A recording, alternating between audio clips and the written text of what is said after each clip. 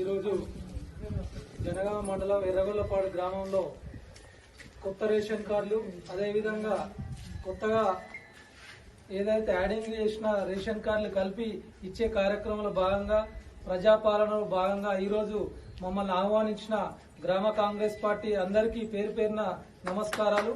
అదేవిధంగా ఈ కార్యక్రమాన్ని ఇచ్చేసిన జనగామ మండలాధ్యక్షుడు నర్సిరెడ్డి గారికి, బ్లాక్ అధ్యక్షులు బాలరాజు గారికి, యూత్ ప్రెసిడెంట్ ప్రకాష్ గారికి, మాజీ మండలాధ్యక్షుడు చిరు సత్యనారాయణ గారికి, అదేవిధంగా మాజీ సర్పంచ్ చంద్రమన్న గారికి, గ్రామాధ్యక్షుడు సీన్ గారికి, ఈ గ్రామ కాంగ్రెస్ పార్టీ నాయకులు, అదేవిధంగా డైరెక్టర్ బన్సీ గారికి, అదేవిధంగా మాజీ ఉప సర్పంచ్ శేఖర్ గారికి, గ్రామ కాంగ్రెస్ నాయకులకు, ప్రజలకు అందరికీ పేరు పేరున ధన్యవాదాలు.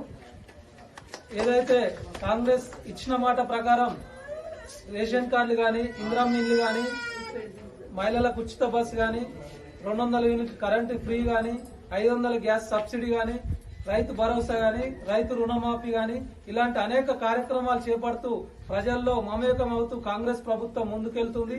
గడిచిన 20 నెలల్లో కాంగ్రెస్ పార్టీ ఏదైతే టీఆర్ఎస్ ప్రభుత్వం 10 సంవత్సరాలు చేయలేని పనులన్నీ కాంగ్రెస్ ప్రభుత్వం చేయడం జరిగింది. ఏదైతే గతంలో కాంగ్రెస్ ప్రభుత్వం కిరణ్ కుమార్ రెడ్డి ఉన్నప్పుడు రేషన్ కార్డులు ఇచ్చిన చరిత్ర ఉన్నది. మళ్ళీ ఇప్పుడు రేవంత్ రెడ్డి గారి ప్రభుత్వంలో ఇప్పుడు కొత్త రేషన్ కార్డులు ఇవ్వడం జరుగుతుంది.